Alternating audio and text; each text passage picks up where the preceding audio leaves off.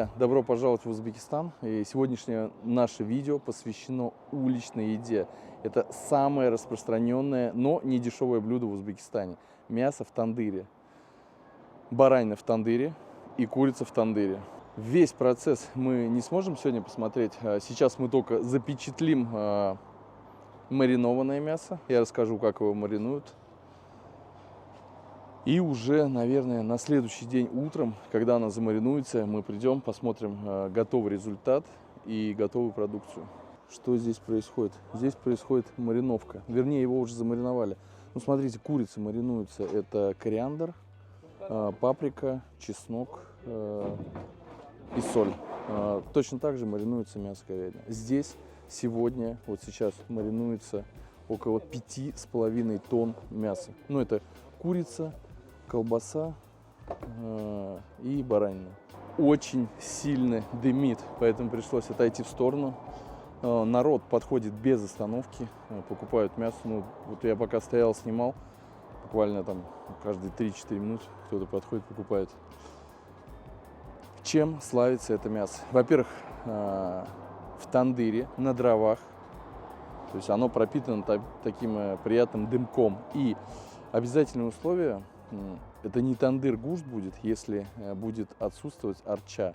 Это что-то еловые такие ветви, елка можно. Они ее называют елка, можжевельник.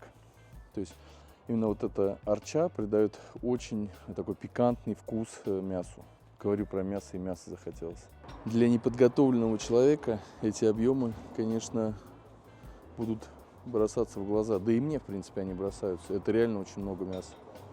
Представьте, до утра будет здесь 5,5 тонн мяса. Вообще оно есть, но здесь нет, конечно. Они его потихонечку вытаскивают. И получается, в 6 утра основное приготовление начнется. Тандыры будут один за одним, без остановки, готовить мясо. Ну а так вот выглядит та самая арча, елочка. Ну, естественно, так как это Узбекистан, везде кладется зира. Зира – это неотъемлемая часть приготовлений почти любого блюда в Узбекистане. Подумал и решил, что нужно все-таки попробовать то, что снимаешь. Выглядит аппетитно на вид. И аромат стоит очень сильный. Как обычно, по традиции, первое, с чего я начинаю, это всегда курочка. Курица тандырная. Она холодненькая, но это серое мясо, мне оно очень нравится.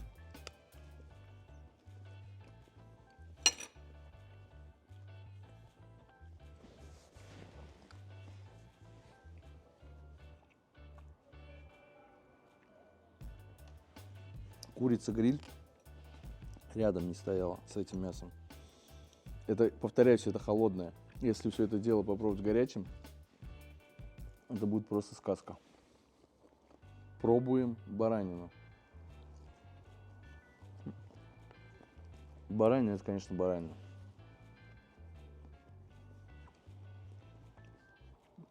В меру соленая. Именно как вот мне нравится. Я люблю чуть побольше, чтобы оно было посоленое. Копченая. Вкус какой-то копчености есть. Зиры. Кориандра. И вот вкус елочки чувствуется. Мне кажется, кусок такого мяса, кусок лепешки и горячий чай, больше ничего не нужно. Ну, конечно, это невозможно есть каждый день, но это реально очень вкусно. Показал жене сейчас фотографию курочки. Говорит, привези мне в коробке хоть холодную. Придется так и сделать. Я уже нахожусь здесь около 4 часов, и, как я понял, работа будет продолжаться до утра. То есть кто-то будет резать, мариновать, готовить. Ну, основная работа начнется в 6 утра. Сейчас в основном мариновка, и уже самые крупные закладки начнутся с утра. Сейчас так поддерживают. Тандыр тоже закладывают, но не так, как утром. Утром заработают все 4 тандыра. Повторюсь, никакого газа, исключительно дрова. Только дрова. Приехал я на 2 часа позже, потому что ребята сказали, ну, с утра нет смысла. В 6 приезжай попозже. Время 8 утра. Все кипит. Мясо замариновалось. Кажется, вот последняя партия мариновалась уже, когда меня не было.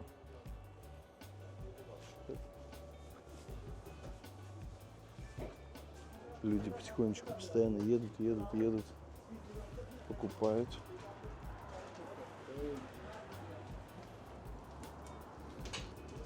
Здесь тем временем прогреваются тандыры.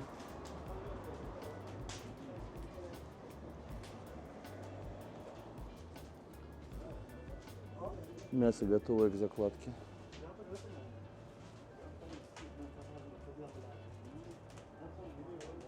Я так понял, что здесь мало кто спал ночью. Спали, но очень мало.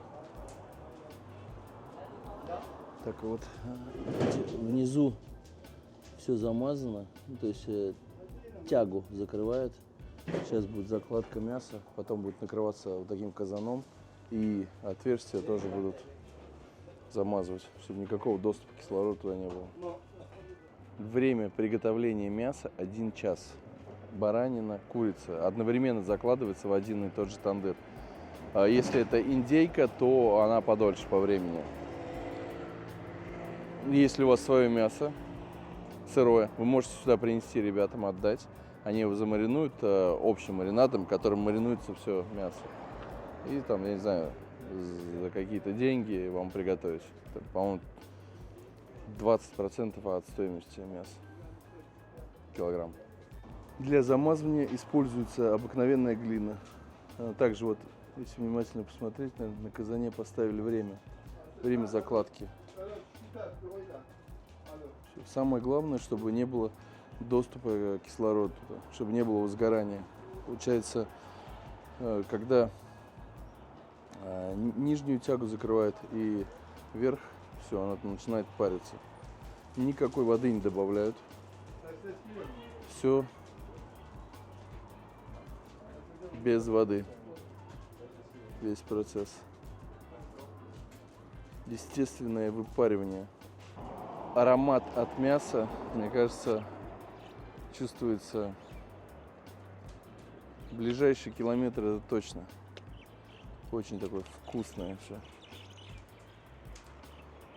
Несмотря на то, что вчера вечером много съел, опять захотелось горячей курицы.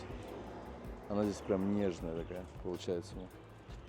Но курицу нужно есть, пока она горячая. Вот она горячая, она реально вкусная. Она прям тает во рту. И желательно выбирать такую более поджаристую. Минут 30-40 нужно, чтобы нагреть тандыр до такого состояния, когда можно туда погружать мясо. Но опять же, все зависит от того, какая температура на улице. Если это минус, по-моему, на каждый минус 10 добавляется еще 10 минут времени на прогрев тандыра. Всего есть, конечно, предел. Если сильно перегреть, мясо сгорит. То есть все должно быть в меру. Приготовление тандыра в Узбекистане может быть как на дровах, также на кизиках и на бараньих фекалиях, вот так скажем. Это используется в основном в Гузаре. То есть по полю ходят люди, не по полю, а именно в стойбище для барашков, собирают все это дело, высушивается и складываются в мешки. Ничего в этом зазорного нет, это обычная органика. Также тандыры есть каменные полностью, это используют в основном чубаны, пастухи. Это маленький примитивный тандыр, сделанный на скорую руку. Находится он в летних домах, где живут пастухи. То есть зарезали барашка, все по-простому сделали. Оттуда и пошло именно с гор использование арчи, потому что арча только в горах. Второй тандыр почти готов. Опять замазывается нижнее отверстие, убирается тяга.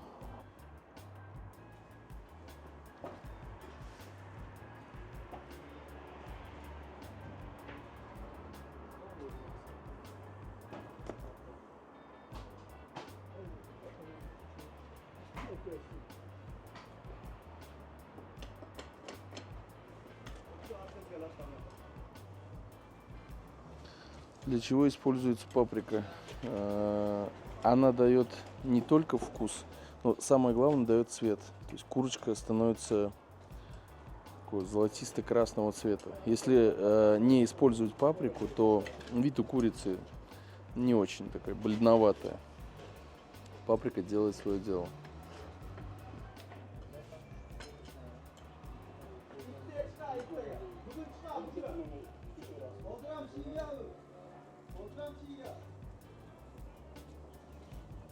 Арча предварительно замачивается в воде, то есть не в сухом виде она туда закладывается.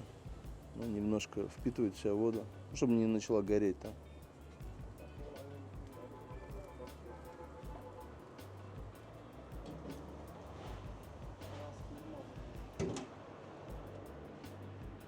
То есть разные варианты крышек. Кто-то использует казан, кто-то использует вот такие вот обычные металлические пластины. Потом все это дело накрывается тряпками. И для чего тряпками? Чтобы глина не посыпалась вниз. То есть глина будет лежать на тряпке.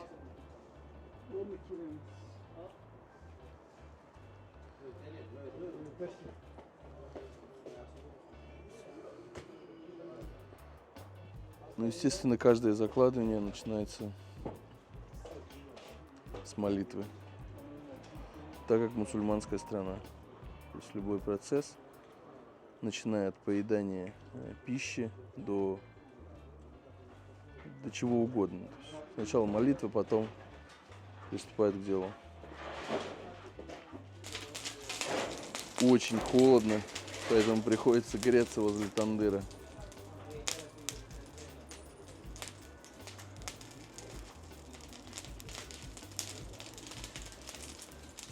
Так как это Узбекистан, также используется для загрева ветки себли хлопка, но его сейчас нету. Ну, дрова дают больше жар, чем хлопок. Чем выше встает солнце, тем больше появляются народу. Уже как-то неудобно стоять снимать их, но там очень много сейчас. То есть одна за другой подъезжают машины, минимум берут килограмма полтора. И вообще я сейчас нахожусь в Кашкадаринской области. Кашкадарья и Сурхандарья считаются в Узбекистане. Это те районы, где очень много едят мяса. То есть они не видят свой рацион без мяса. Ну, естественно, если есть деньги. Если их нету, то увидишь все и хлеб с водой. Но здесь предпочтение всегда отдают мясу. Мясо в любом варианте. Курица на втором месте. Самое главное, чтобы было мясо на столе. То есть на любой праздник люди будут стараться по максимуму приготовить блюд из мяса. Пока я вот сейчас час нахожусь здесь, уже 4 таза крупных отсюда унесли. Вот в каждом крупном вот таком вот красном тазике не меньше 100 килограмм, который с горкой под 150.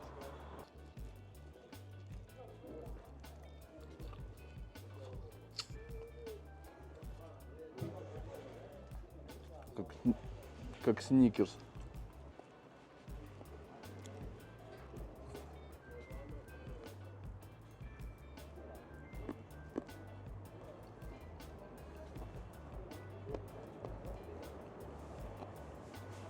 Очень нежная курочка. Осталось 3 минуты до того, как откроется тандыр. Мужики едят лепешки, пьют чай и кушают тандырную курочку.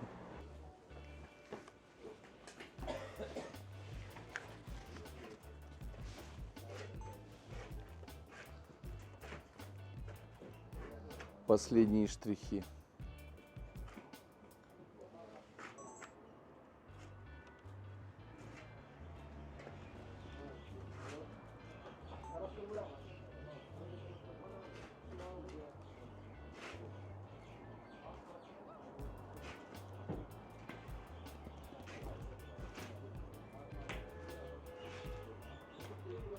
Сколько сейчас здесь килограмм примерно выйдет? 50, да?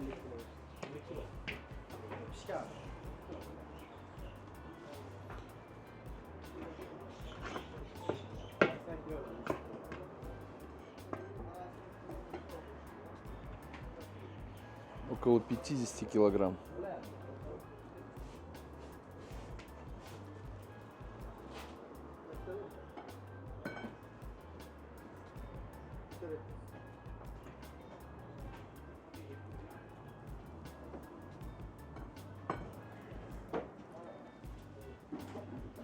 Как же все там красиво выглядит.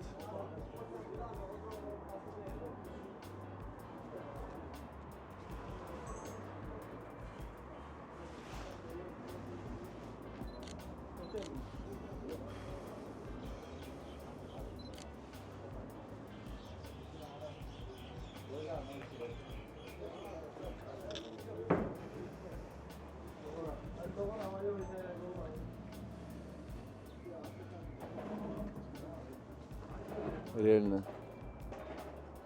мясное золото.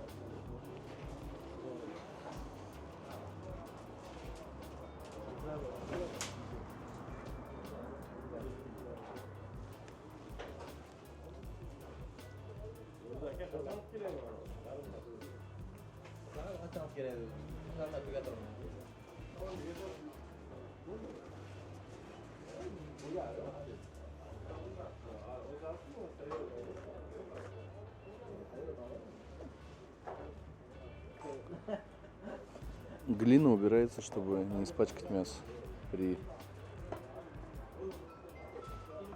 выгрузке.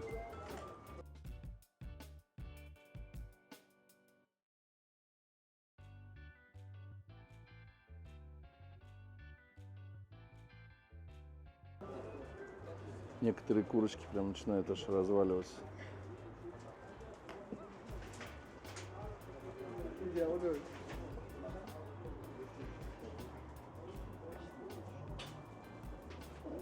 Ой, красавицы какие же, а. Охуеть вообще.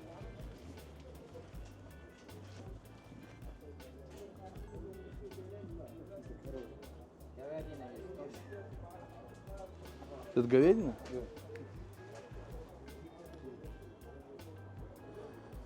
Это говядина.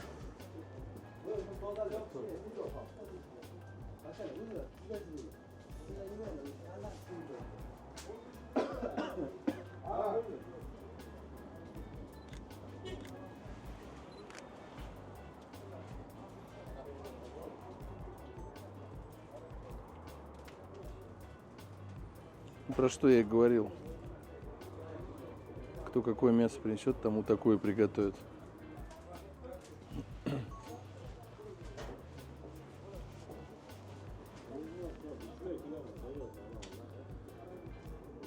Смотрите, как мясо от ребрышек отходит. Курочка настолько приготовилась, что некоторые ножки прям хотят отвалиться уже.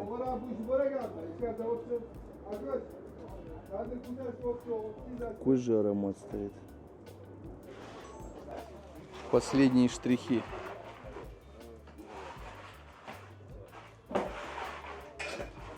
То есть куски разные по весу.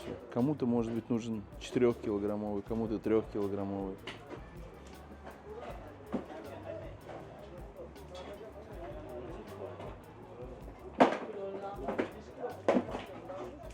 Все рассчитано на карман.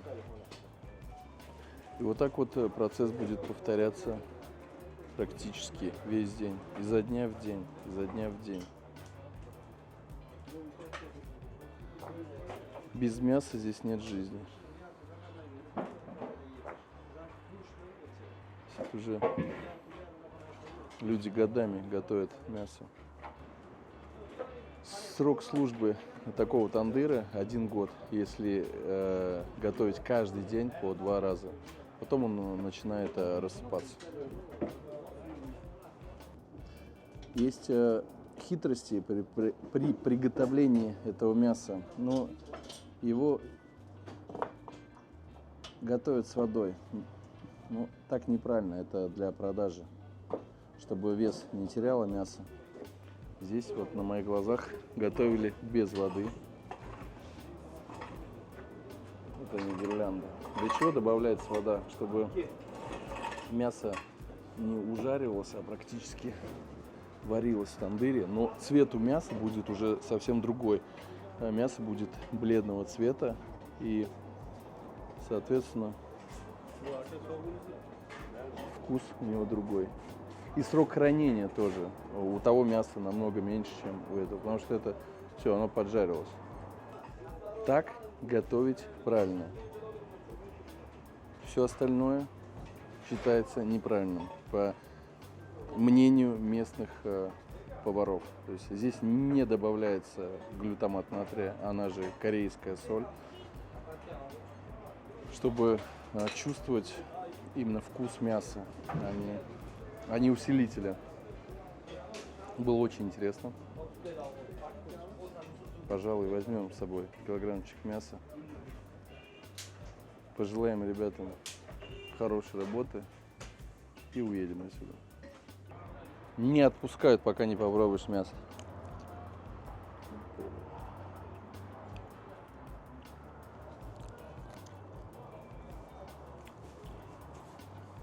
Я как волк.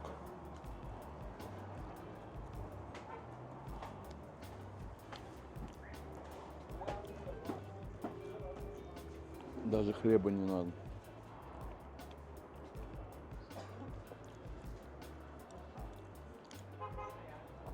Прям свежак.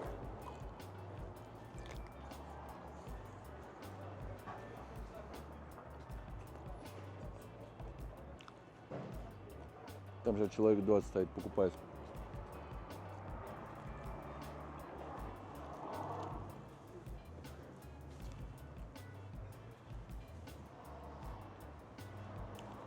Кто же это придумал?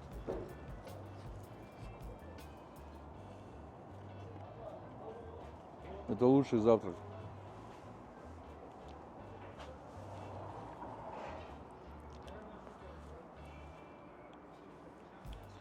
Между первой и второй съешь еще кусок.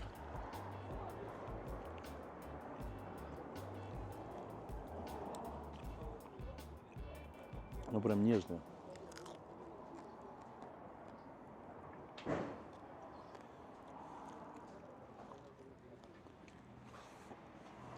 Нежная баранина. Все это до обеда можно вообще ничего не есть.